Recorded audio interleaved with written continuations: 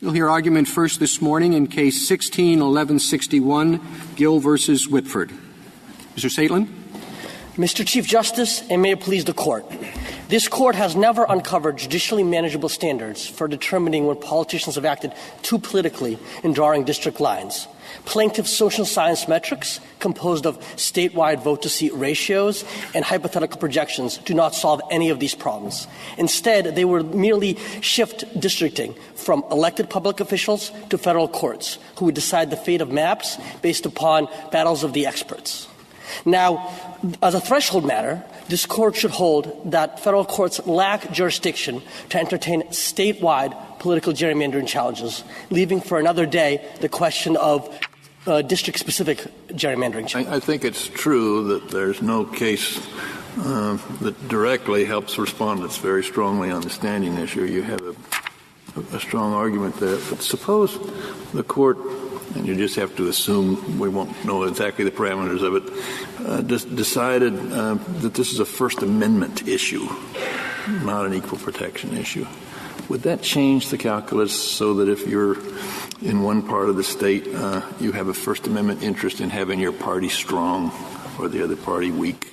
No, it wouldn't, Your Honor. And I think the reason for that is even if it's a First Amendment issue, it's still grounded in the right to vote. In our country's single district election system, folks only vote in their own district. For example, you might have some vague interest in the party that you associate with having more members in Congress, for example, like a Wisconsin Republican might want more Texas Republicans in Congress. But no one would say that you have a First Amendment or a 14th Amendment right in that sort of circumstance to challenge some Texas law that you would, for example, argue led to less Republicans from Texas coming to the Congress. I think the argument is pretty straightforward, which you, in your district, have a right of association, and you want to exercise that right of association with other people elsewhere in the state. And if you can't challenge the districting throughout the state, then your claim seems to be there's no way for you to raise your claim. And this, of course, confines it to the state and eliminates the problem of out-of-state. That's the way the Chief Justice stated the hypothetical. Well, Your Honor, I don't think it would solve the interstate problem because, of course, the structural relationship of, for example, Mr. Let's assume that it does. Well, Your Honor, I still think that this Court should be very careful about enacting that kind of doctrine. As we know, race and politics are often correlated in this country. So political gerrymandering claims and racially gerrymandering claims, even if they're ultimately grounded in a different constitutional amendment, will often be raised together. And it cannot possibly be the case that if there's a showing that the map drawer turned on the racial screen, the person is limited to a single district claim. But if that same map drawer turned on the political screen, then the plaintiff would get access to the holy grail of a statewide claim. I'm not on the question of race. And some years ago, this Court dealt with what the so-called Max Black plans, that is a deliberate attempt by the legislature to make as many African-American districts as possible. This bears a certain resemblance because the effort here intentionally was to create as many Republican districts. So is Max Republican? Doesn't it have the same problem that Max Black did? Well, Your Honor, that turns to the issue of justiciability, and I do not think that raises the same problems because, of course, politics is not a suspect classification like race. And I think the easiest way to see this is to take a look at a chart that plaintiff's own expert created, and that's available on Supplemental Appendix 235. This is plaintiff's expert studied maps for 30 years, and he identified the 17 worst of the worst maps. What is so striking about that list of 17 is that 10 were neutral draws. There were court-drawn maps, commission-drawn maps, bipartisan drawn maps, including the immediately prior Wisconsin drawn map. And I think the Court should learn two lessons from this list of 17, 10 of which were neutral. The first lesson is that partisan symmetry is simply not a neutral districting criteria. It is not a neutral method of drawing districts. For if it were, all of these commissions would not be drawing partisan asymmetry maps. The second lesson that this court should learn from that list is that plaintiffs are asking this court to launch a redistricting revolution based upon their social science metrics. Before you get too deeply into the merits, which I assume you'll want to do in a minute, could I just ask you a question about standing along the lines of those asked by my colleagues? Suppose that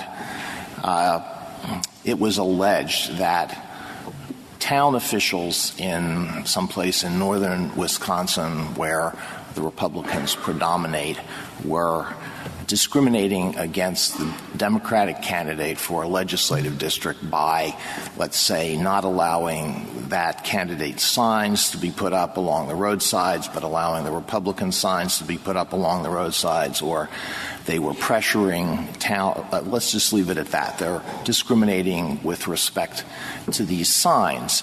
Now, who would have standing to raise a First Amendment challenge to that? Would it be just the candidate in that district, or maybe voters in that district, or could a Democratic voter in, let's say, Milwaukee have standing to raise that First Amendment argument? I would certainly think, Your Honor, the candidate would have standing. And I'm not so sure about the voters in the district, but probably. But certainly voters in Milwaukee who don't vote for that candidate. They're not eligible to vote for that candidate any more than someone in California is eligible to vote for that candidate. And I think we see this certainly voters in Milwaukee, you left out would not have standing? Would not have standing. And I think we see this from the testimony of the lead plaintiff, who's the only plaintiff that testified in this case. He was asked during his testimony, what harm does Act 43 put on you, given that you live in a Democratic-dominated district in Madison under any possible map? Well, he said, I want to be able to campaign for a majority in the Assembly, which shows that his injury has nothing to do with him as a voter. It's just a generalized interest in more Wisconsinites, more Wisconsin Democrats being elected, which someone in Wisconsin can have or someone outside of Wisconsin. I think we're anxious to get to the merits, but one more thing on the sign. Suppose the sign in the southern part of the state had talked about an issue which was very important to the people in Milwaukee. I think one could frame a hypothetical where if it was some sort of a home rule thing where Milwaukee's right to have certain height buildings was affected, you could have no longer a generalized interest. But we don't have anything like that here. All right. So can I do this? Because I think the hard issue in this case is, are there standards manageable by a court, not by some group of social science, political computer experts? I understand that, and I'm quite sympathetic to that. So let me spend exactly 30 seconds, if I can, giving you, as you've read all these briefs, I have too. This is where I am at the moment, not that I'm for this. React to this as you wish. And if you wish to say nothing, say nothing. And it's for everybody, because it's a little complicated. When I read all that social science stuff and the computer stuff, I said, well, is there a way of reducing it to something that's manageable? So I'd have step one. The judge says, was there one-party control of the redistricting? If the answer to that is no, say there was a bipartisan commission, end of case. Okay? Step two, is there partisan asymmetry? In other words, does the map treat the political parties differently? And a good evidence of that is a party that got 48% of the vote got a majority of the legislature. Other evidence of that is what they call the EG, which is not quite so complicated as the opposition makes it think. Okay? In other words, you look to see it. Question 3 is there going to be persistent asymmetry over a range of votes? That is to say, one party A gets 48%, 49%, 50%, 51. That's sort of the S-curve shows you that, whether there is or is not. And there has to be some. And if there is, you say, is this an extreme outlier in respect to asymmetry? And there we have Eric Lander's brief. Okay? You know that one. And we looked through thousands and thousands of maps, and somebody did it with real maps and said, how bad is this compared to, the worst in the country? And then, if all those, the the test flunks all those things. You say, is there any justification? Was there any other motive? Was there any other justification? Now, I suspect that that's manageable. I'm not positive. And so I throw it out there as my effort to take the technicalities and turn them into possibly manageable questions for a response from anyone insofar as you wish to respond, and if you wish to say, I wish to say nothing, it's okay with me. Thank you, Your Honor. I'd like to talk about the third and fourth aspects of that, because I think those are – I've already talked about the second a little bit. But with regard to the third, which is persistence, that is exactly the kind of conjectural, hypothetical state of affairs inquiry that was submitted to this Court in LULAC in Professor King's amicus brief. Because, of course, as your suggested steps recognize, a single election doesn't mean much. A single election, you could have an EG for any particular reason. So you would have federal courts engaging in battles of the hypothetical experts, deciding, well, what would it be under this map or that map? So I think that's a non-starter for that reason.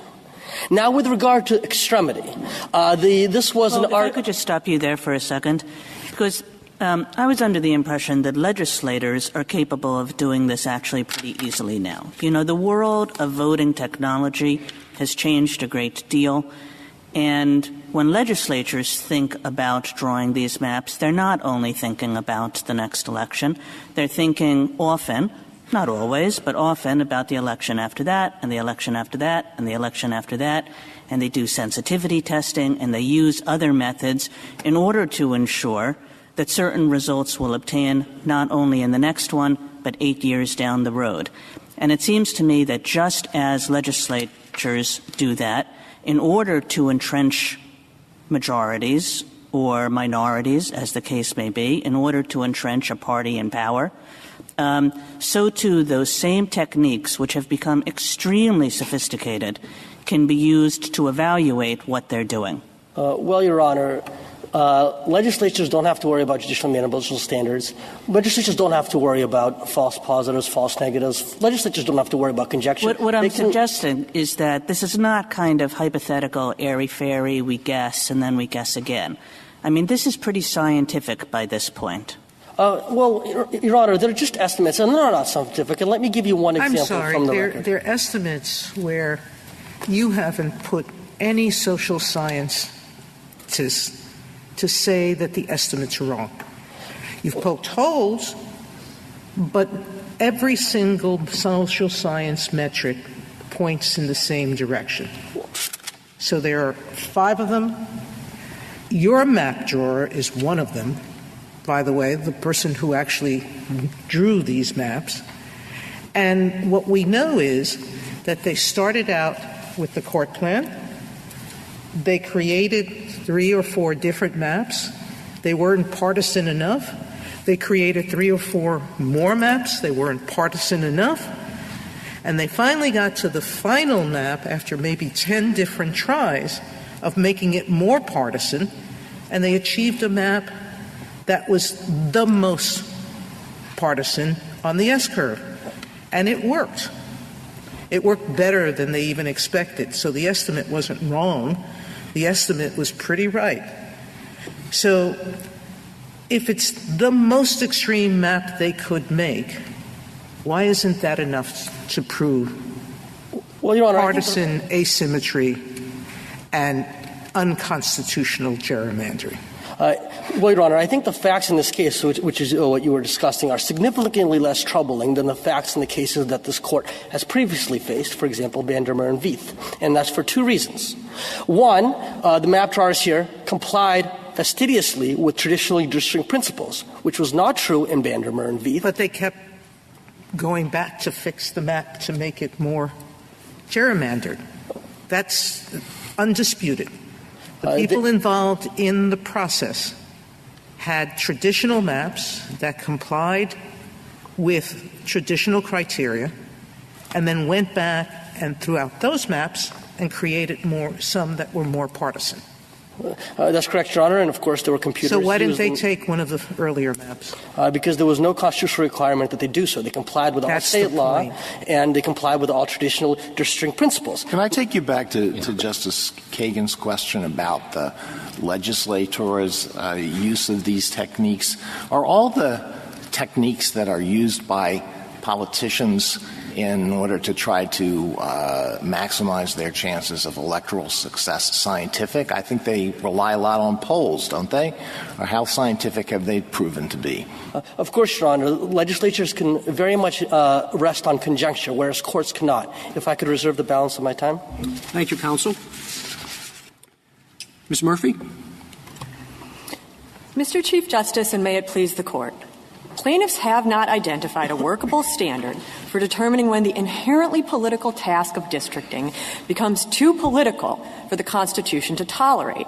Indeed, the only thing plaintiffs have added to the mix since Lulock is a wasted votes test that identifies court-drawn maps as enduring partisan gerrymanders and conveniently favors their own political party. You've probably considered the hypo many times. Suppose the state constitution or state statute says all districts shall be designed as closely as possible to conform with traditional principles, but the overriding concern is to have a maximum number of votes for party X or party Y. What result? I think if you have something that says the ultimate principle that we're going to follow is abandon all other criteria in favor of partisan advantage, at least you're closer at that point. I don't think that was the question. It satisfies all the traditional criteria, contiguous,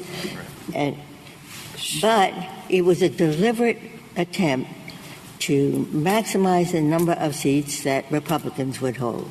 This is mandated by the state constitution. I don't think that in a world where the legislature is required to and is in fact complying with a number of other metrics and is, as one of those things, taking into account partisan advantage, that you've proven a constitutional violation. That's not a manageable standard. It's not a manageable standard that you cannot have a law that says draw maps to favor one party or the other. That seems like a perfectly manageable standard. If it's on the face of a statute, I think you have a different scenario because at least at that point, you know the intent. There's no debate to have about the intent of what the legislature is doing and if they are intentionally drawing for one purpose. Well, there are plenty areas of law, Ms. Murphy, where we look at intent beyond the face of a statute. And, sometimes that's harder than other times. We understand it can be difficult. We understand in other cases it can be easy. But we do it all over the place in our law. We don't say, if it's not on the face of the statute, we're never going to look at it. So if your answer to Justice Alito is, well, on the face of the statute, that's certainly a manageable standard, I guess I would ask, why not if it's not on the face of the statute? But you but you have good evidence that there was the intent here, and you have good evidence that the intent led to a certain kind of effect, which was to entrench a party in power. I think what differentiates this from a lot of other contexts is that here we have opinion after opinion from this court, dissenting opinions, concurring opinions, plurality opinions, what have you, saying that considering politics in districting is not in and of itself inherently unconstitutional. So Murphy, just finding the intent isn't a problem. I'd like to go back to Justice Breyer's question. It'd be helpful to get an answer for me on that. What criteria would a state need to know in order to avoid having every district and every case and every election subject to litigation? Because the standards given in the lower court here was, a little bit of partisan symmetry problem, a little bit of efficiency gap problem, not a real set of criteria. And here, is it 7%? How durable? How many elections would we need? How much data would we have to gather? Walk us through Justice Breyer's question and provide some answers, if you would. Sure. So I think some of the problems with the criteria that have been suggested, in particular with a test that focus on these symmetry metrics, is that so far the metrics that we have, they identify false positives roughly 50% of the time. And I don't know how a legislature is supposed to comply with criteria that can't differentiate between a court-drawn map and a map drawn for partisan advantage. So when you start with this partisan symmetry concept, you automatically have the basic problem that you have to have some way to decide what is the appropriate partisan asymmetry. Okay, but what are the questions? I need 2 years or 2 cycles worth of data. I need an S-curve of a certain shape and size. I need an efficiency gap of 7. What are the numbers? What are the criteria we'd have to fill in as a constitutional matter in order for a state to be able to administer this? Well, I mean, with all due respect, I'm not convinced that there are manageable criteria for the courts to be putting on legislatures for how to go about this process, and I certainly don't think that anyone in this case has identified them. But I would suggest that, one of the starting points for me would have to be that traditional districting criteria should matter in the analysis. If you have a legislature that has started by saying, we're going to comply with everything that we're supposed to do, not only as a legal matter, but also all of these practical constraints, we're going to draw districts that comply. Because the time is running out, I would like to ask you what's really behind all of this. The precious right to vote. If you can stack a legislature in this way, what incentive is there for a voter to exercise his vote? Whether it's a Democratic district or a Republican district, the result, using this map, the result is preordained in most of the districts. Isn't that, what becomes of the precious right to vote when we have that result, when the individual citizen says, I have no choice, I'm in this district, and we know how this district is going to come out. That's something that the society should be concerned about. Well, a couple of responses to that, Your Honor. First of all, it's inherent in our districting scheme that there are plenty of people who are always going to be voting in districts where they know what the result is going to be. And that has nothing to do with partisan gerrymandering. It has to do with the geography of politics and the fact that some of us just live in districts where we know that our vote will come out one way or another. In Wisconsin, before this plan, was it the case that when it was something like 49 out of 99 districts were uncontested? The election wasn't contested because the one party or the other was going to win. Well, I don't think you can quite draw that conclusion from the fact there's uncontested races. The reality is that political parties have to make decisions about where to put their resources, and they're going to have to do that for reasons that, again, have nothing to do with districting for partisan advantage. They have to do with the fact that drawing districts is always going to reflect political calculations, and it's always going to be driven by communities of interest, and communities of interest sometimes feel very strongly about one political party rather than another. I have to say that I don't think you ever answered the question if the state has a law or a constitutional amendment that's saying all legitimate factors must be used in a way to favor party X or party Y, is that lawful? And it's on the face of the Constitution as a requirement the legislature must comply with, then that could be your instance of a problem that can be actually solved by the Constitution. But it's quite different to me when you have a facially neutral Is that an equal protection violation or a First Amendment violation?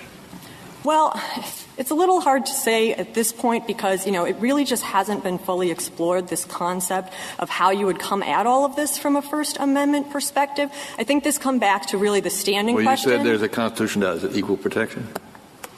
I think the question, it would be who has standing to bring their... We assume standing. I'd like an answer to the question.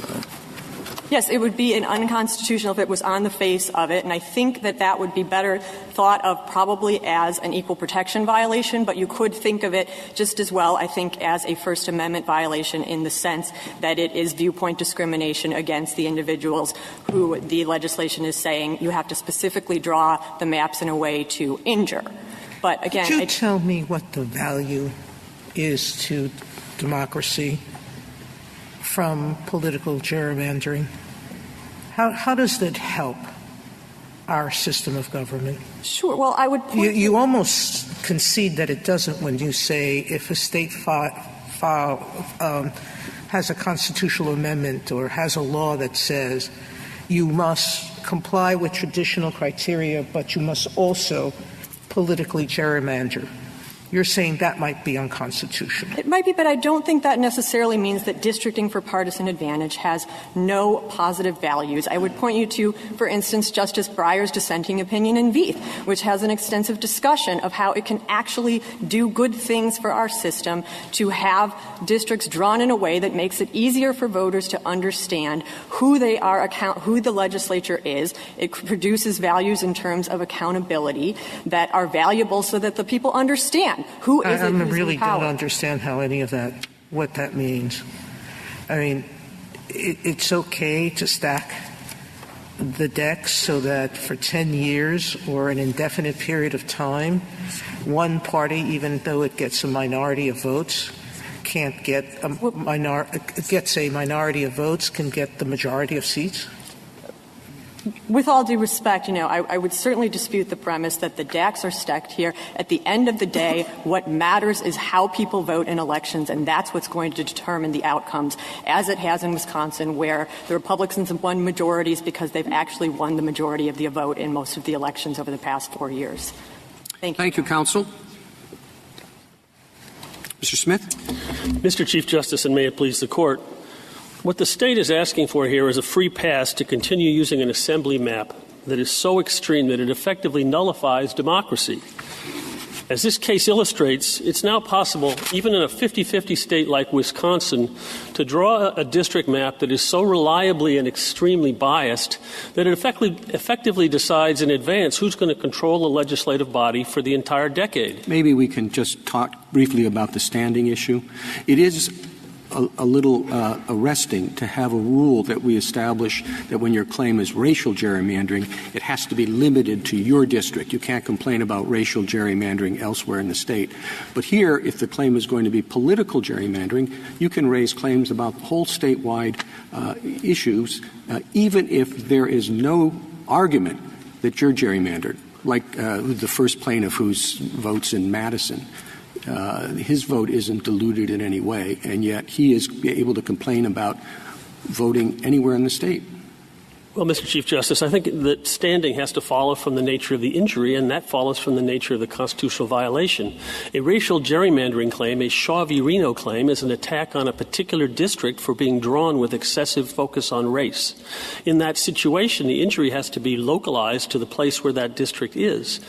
Partisan gerrymandering has the same word in it, but it's an entirely different kind of injury because it involves dilution of votes. Racial gerrymandering is analytically distinct from any dilution case. What about the sign hypothetical? You're up in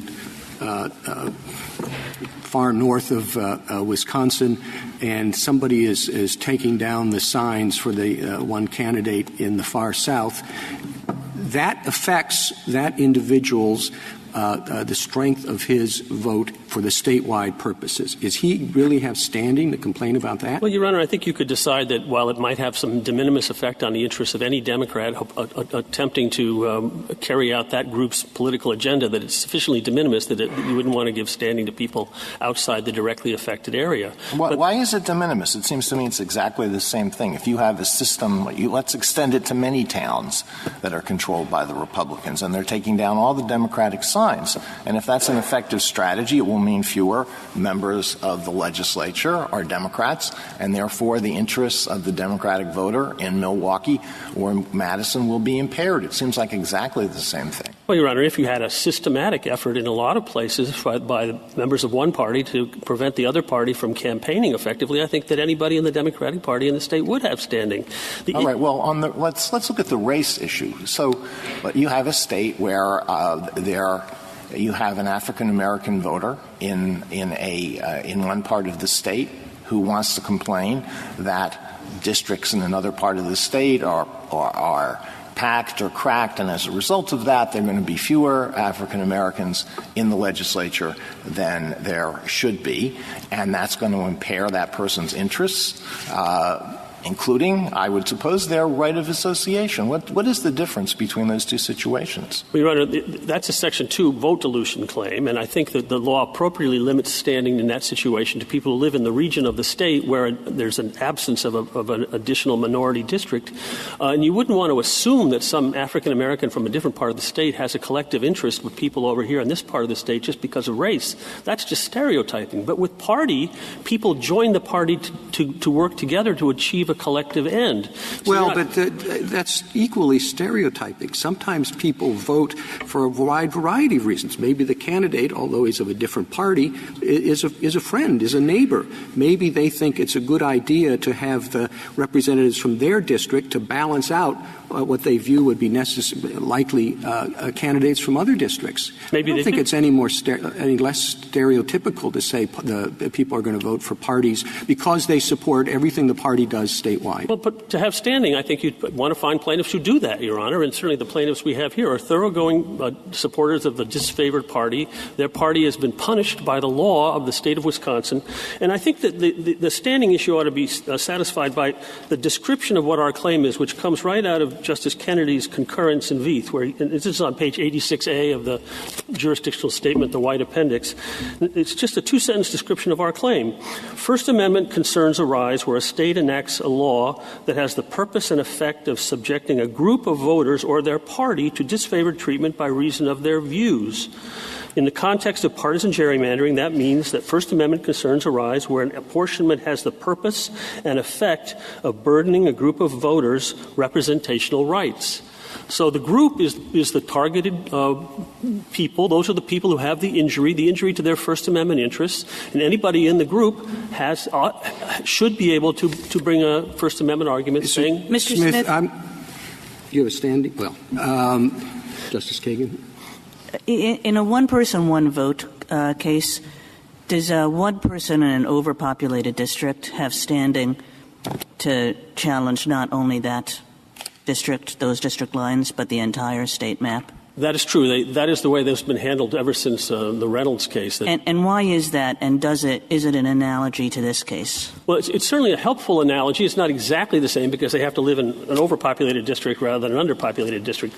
But those are the people who suffer vote dilution because they're living in the overpopulated districts. And the court has said not only does that person have standing to challenge their own district, but also to challenge the entire map and make all of the districts closer in population. That's just the way that's been handled since the 60s. Mr. Smith, I'm going to follow an example of one of my colleagues and lay out for you as concisely as I can what is the main problem for me and give you an opportunity to address it.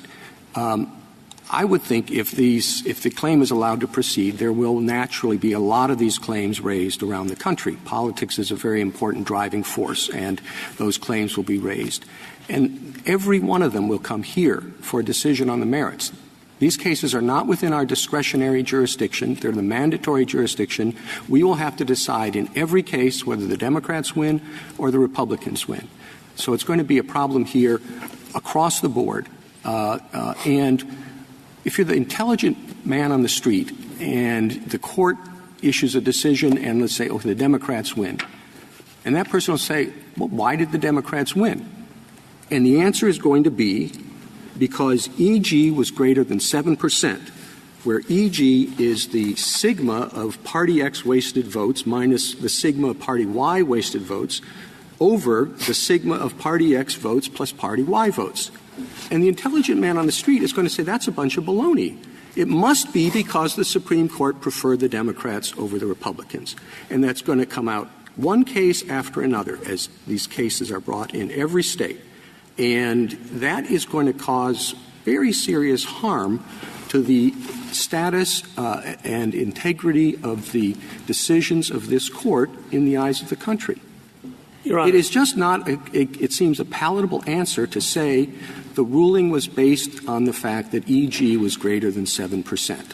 That doesn't sound like language in the Constitution. Your Honor, first thing I would say in response to that is that those challenges are already being brought. Partisan gerrymandered maps get challenged. They get challenged in other ways, under the one-person, one-vote doctrine, under the racial gerrymandering doctrine, under Section 2. And so you're getting those cases. Most of the statewide districting maps in this country are challenged every 10 years in some way or another. What would make the system work better is if people could bring a challenge to what they actually think is wrong with the map, which is that it's anti-democratic. It decides in advance that one party is going to control the state government for 10 years and maybe for 20 years because they can replicate it at the end of the 10 years and do it again. That is the real problem. And I think what the court needs to know is this is a cusp of a really more serious problem as gerrymandering becomes more sophisticated with computers and data analytics and an electorate that is very polarized and more predictable than it's ever been before.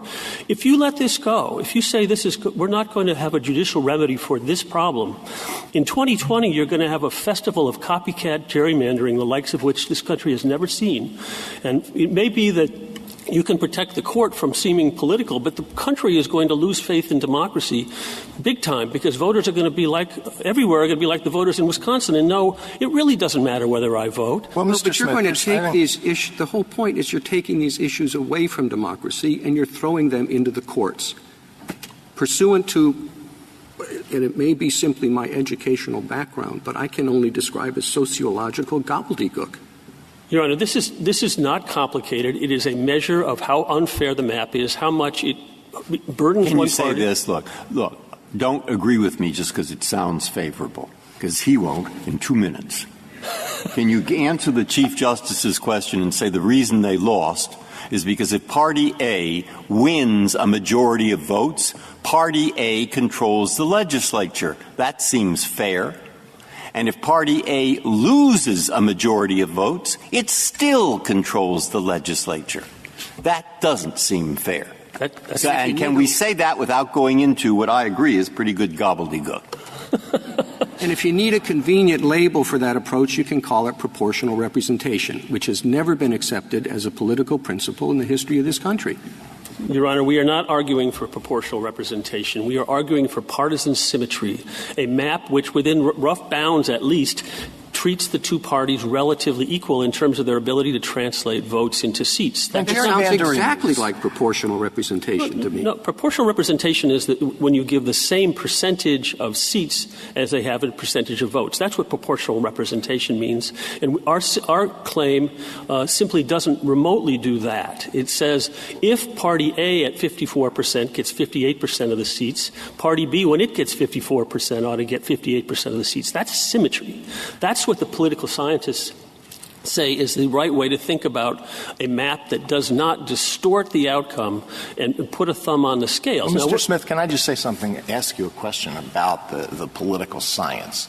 I mean, gerrymandering is distasteful, but if we are going to impose a standard on the courts, it has to be something that's manageable and it has to be something that's sufficiently concrete so that the public reaction to decisions is not going to be the one that the Chief Justice mentioned, that this three-judge court decided this way because 2 of the 3 were appointed by a Republican president or 2 of the 3 were appointed by a Democratic president. Now, it's been 30 years since Bandemer, and before then and since then, judges, legal scholars, political scientists have been looking for a manageable standard. All right, in 2014, a young researcher publishes a paper, Eric McGee publishes a paper, in which he says that the measures that were previously, the leading measures previously, symmetry and responsiveness, are inadequate. But I have discovered the key. I have discovered the Rosetta Stone, and it is the efficiency gap. And then a year later, you bring this suit and you say, there it is. That is the constitutional standard. It's been finally, after 200 years, it's been finally discovered in this paper by a young researcher who concludes in the end, this is the end of his paper, after saying symmetry and responsiveness have shown to be, look to be inappropriate, the measure I have offered here, relative wasted votes, is arguably a more valid and flexible measure of partisan gerrymandering. Now, is this the time for us to jump into this? Has there been a great body of scholarship that has tested this efficiency gap? It's full of questions. Mr. McGee's own amicus brief outlines numerous unanswered questions with this theory. What do you do in elections that are not contested? Well, then you have to make two guesses. How many people would have voted for the winning candidate if it had been a contested election? How many people would have voted for the losing candidate if it had been a contested election? One of the judges in the court below asks, why do you calculate E.G. by subtracting from the votes obtained by the winner 50% of the votes instead of the votes obtained by the runner-up? And Mr. McGee says, well, I have an answer to this, and I have a forthcoming paper, and I'll answer it in the forthcoming paper. And there are all of these questions. This is 2017. Is the time to jump into this? That's a question. Is there a question there, Your Honor? Yeah, there is a question there. There are about 10 of them. I would say this, if I might, Justice Alito. In Veith, the court appropriately laid down a challenge and said, if you want us to do this, you've got to give us a lot more than you've given us. You've got to give us two things, a substantive definition of fairness and a way to measure it so we can limit judicial intervention to the really serious cases. And so we won't have the court entering into the political fray all the time, but we'll have standards that say, you go this far, we're going to go after you. But in the meantime, anything less serious than that, we're going to leave to the political branches. And so the social scientists stepped up and said, we have three different ways to calculate asymmetry, not just one. The median mean measure, the partisan bias measure where you equalize them at 50-50, and the efficiency gap. And in this case, they all come to the exact same conclusion that this is one of the most extreme gerrymanders ever drawn in living memory of the United States, one of the five worst out of the 230 maps that Professor Jackman studied. And so there's no question here about this being the maximizing one-party control as far as they could go, as Justice Sotomayor was saying they pushed the limits and pushed the limits and pushed the limits. Mr. Smith, I'm sorry, please. Please go ahead, Your Honor. I think that this symmetry idea is both an intuitive and an attractive principle. So if the first question was, do you have a substantive principle? I actually think you do. The second question is, are there ways to make sure that not every district is subject to challenge as violating that principle? And so I'd like to hear you talk about that. How is it that we are not going to create a world in which in every district somebody can come in and say, aha, there's been a violation of partisan symmetry, we're entitled to a redrawn map? What's the threshold? Where do you draw the line? Because it seems to me that this map goes over pretty much every line you can name. That's true. But where do you draw the line in another case and another case? Well, Justice Kagan, the great virtue of these three different measures, none of which were presented to the court in Veith when I argued the Veith case, and I didn't do a very good job, is that they each allow you to assign a number to each gerrymander, and that allows you to compare them across the country and back in history. And therefore, it is possible to draw a line. Now, in addition to just measuring the degree of asymmetry, the other thing that's important to do is to measure the likelihood of durability of that asymmetry, and you do that with the sensitivity testing. So you make sure you don't have the kind of map that with a small swing of voting over the next decade is going to flip over, as the map in Pennsylvania and Veith actually did. If we had the right tests, the ones that I'm now presenting to you, we wouldn't have won that case in 2004. But this map is never going to flip over. The evidence is unequivocal that the Democrats would have to have an earthquake of unprecedented proportions to even have a chance to get up to 50 votes out of 99. All of those predictions, I mean, Bandemir predicted the Democrats would never be able to attain a majority. It was 50-50 the next election, and they got a majority the one after that. You already mentioned Veith. It was 5 days, right, after the district court said, forget who it was, Republicans are never going to get elected, and they won every single race. predicting on the basis of the statistics that are before us has been a very hazardous enterprise. The technique of sensitivity testing, which was done by the defendants expert in the process of drawing the map to make sure that they were drawing a permanent, non-flippable gerrymander, and then done again by the experts for the plaintiffs in this case in court and tested by the court, is a method by which you identify one thing about the map. Does it have a lot of swing districts in it, a lot of competitive districts in it? Because if it does, you can have a map that looks very biased in one year when all those districts go one way, but it might flip over. That was Bandemer. That was Veith. That is not this case. They spent their entire time in those 4 months in that locked room doing two things, trying to maximize the amount of bias and eliminating systematically competitive districts, reducing it down to something less than 10 when it had been up around 20. And then even of those 10, they tinkered with it to make sure that even of that 10, they thought they could get at least 7. They ended up getting 8 and then eventually all 10. So are you suggesting that we should be looking for outliers, or are you suggesting that we should be trying to filter out all manner of partisan consideration, or is it someplace in between? Your Honor, the word outlier is probably an appropriate one. Certainly, we don't think, and we followed the lead of this Court and Justice Kennedy's concurrence and other decisions of this Court, that all partisanship is unconstitutional. What you need is a method by which the extreme gerrymander, the one that is fundamentally anti-democratic and is going to last for the full decade, can be identified and held unconstitutional. And that's the only thing we're asking you So, to Mr. Smith, what is the formula that achieves that? Because the Court below didn't rely on efficiency gap entirely.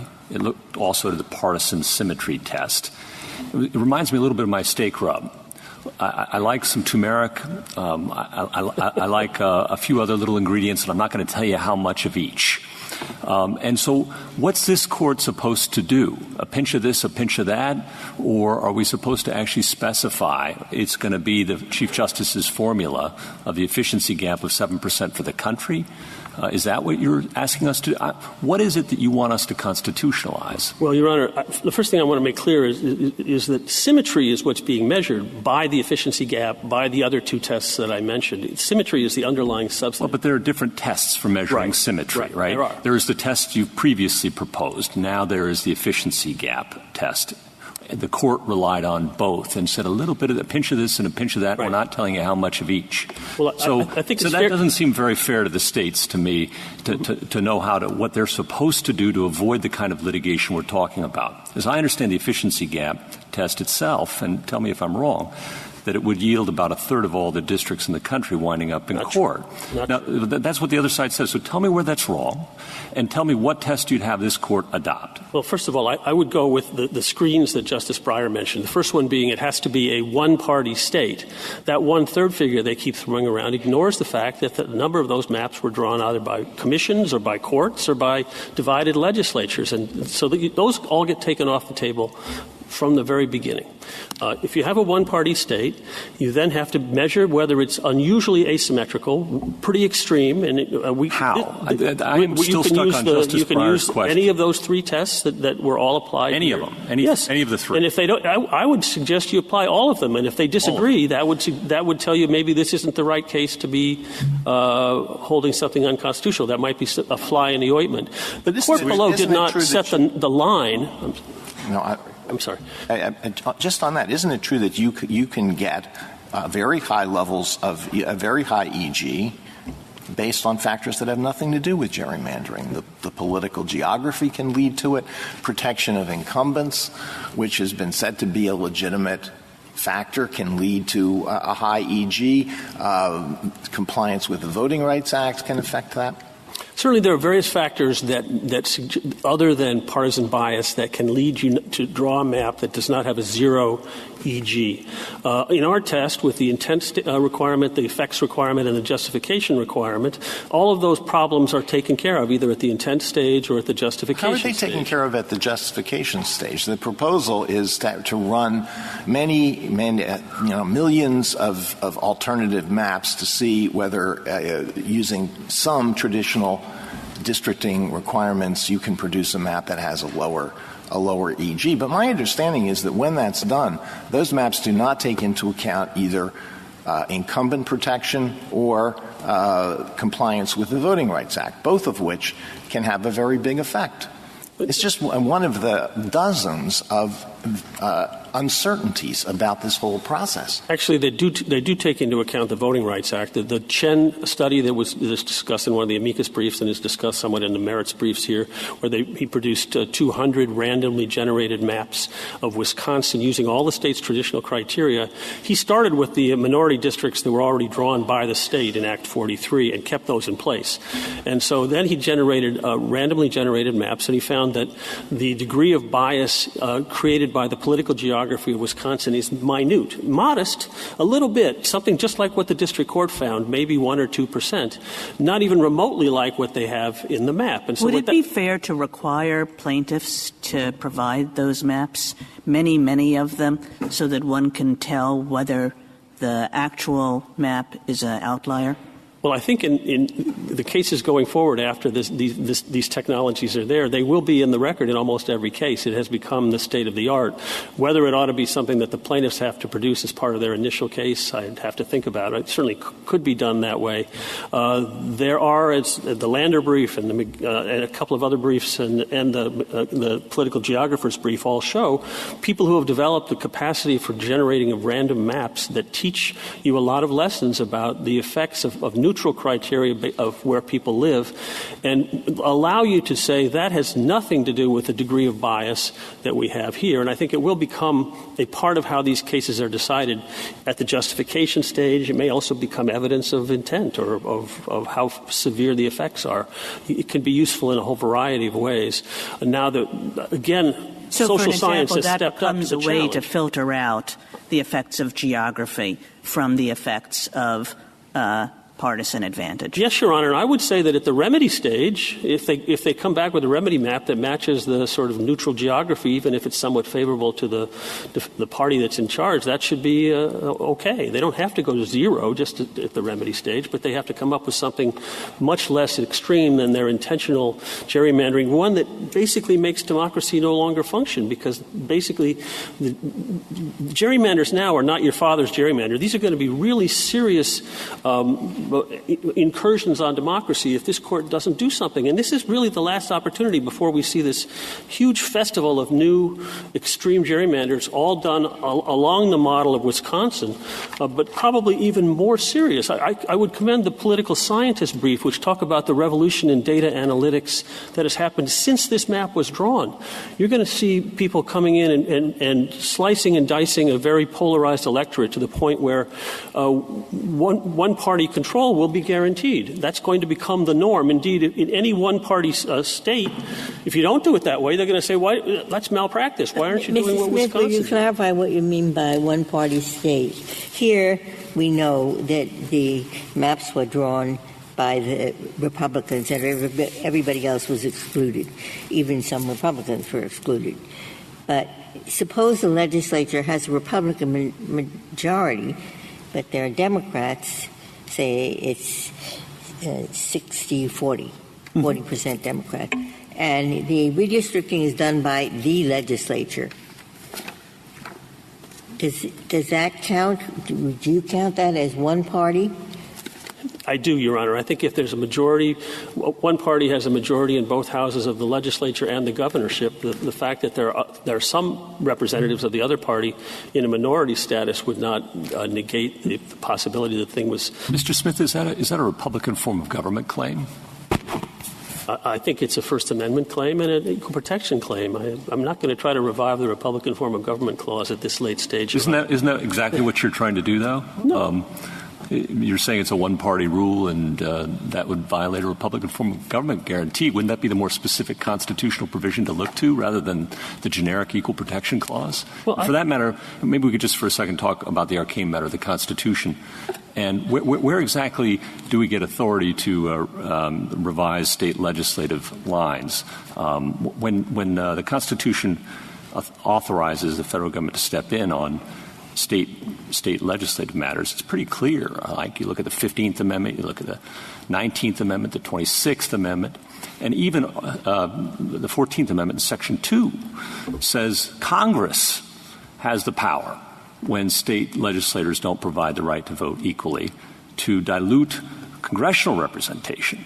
Aren't those all textual indications in the Constitution itself that maybe we ought to be cautious about stepping in here? Well, I don't think there's anything unusual about using the First Amendment and the 14th Amendment to regulate the abusive management of state elections by state government. That's what the court has been doing. Where did one person, one vote come from? That's what Reynolds versus Sims and Baker versus Carr did, and a number of other cases that have followed along since. And the fact that Congress could conceivably regulate this problem under the 14th Amendment does not mean that the court should not. There's a number of cases, the term limits case, Cook versus Graylike, where Congress could have used the elections clause to fix a problem, but the court said, well, in the absence of congressional action, we're going to regulate an abusive misuse of the power to run federal elections. And in this case, it's state elections. You'd have to Congress would have to rely on Section 5 of the 14th Amendment. Maybe they could in theory, but this is a problem which— Do you see any impediment to Congress acting in this area? Other than the fact that politicians are never going to fix gerrymandering. They like gerrymandering. The problem in this area is if you don't do it, it's locked up. The voters of Wisconsin can't get it on the ballot without the legislature's consent. And that's true in most of the states that don't have commissions now. And so we're here telling you, you are the only institution in the United States that can solve this problem, just as democracy is about to get worse because of the way gerrymandering is getting so much worse. You paint a very dire picture about gerrymandering and its effects. But I was struck by something in this seminal article by your expert, Mr. McGee, and he says there, I show that the effects of party control on bias are small and decay rapidly, suggesting that redistricting is at best a blunt tool for promoting partisan interests. So he was wrong in that. He's right with the EG. That's the Rosetta Stone, but he's wrong in that. Your Honor, I'd have to see what that sentence is saying in context. I'm quite confident Mr. McGee does not think that redistricting is a non-problem or that gerrymandering is a non-problem. Thank you, Your Honor. Thank you, Mr. Smith. Mr. SCOTUS-Toons, you have 5 minutes remaining. I'd like to begin by answering Justice Kennedy's question. A facially discriminatory law in a state would violate the First Amendment because it would stigmatize that party. This Court's cases could not be clearer that when you have facially neutral lines, the question is not of partisan intent because there will always be partisan intent. The question is, have the plaintiffs presented a burden on representational rights based upon a limited, precise, judicially admissible standard. There has been nothing new presented to this Court. Basically, what the plaintiffs have done here is they've taken Professor King's amicus brief from LULAC. They have taken the exact same central concept, partisan asymmetry, and they've recycled it here. There is nothing new before this Court. Second, we've heard something about the various tests that they're now proposing. There was only one test that was subjected to adversarial scrutiny in this case, on a 4-day trial. That efficiency gap test proved so fatally flawed that the district court rejected it as the test and plaintiffs abandoned it as the primary test on appeal. And then my final point about the scare tactics, about what will happen next. Plaintiff's expert did a comprehensive study from 1972, when the Baker redistricting had happened, to 2014. And you can look at that study. The chart on that study is on Supplemental Appendix 227. It shows that the asymmetry was worse in 1972 than in 2014. You're always going to have scare tactics. You're always going to have partisan intent. We have not had any advancement in terms of what has been presented to this Court since LULAC, where this Court properly criticized partisan asymmetry as not a neutral standard that has uniform acceptance. And we are asking for those reasons for this Court to reverse the district court. Thank you, Your Honors. Thank you, counsel. The case is submitted.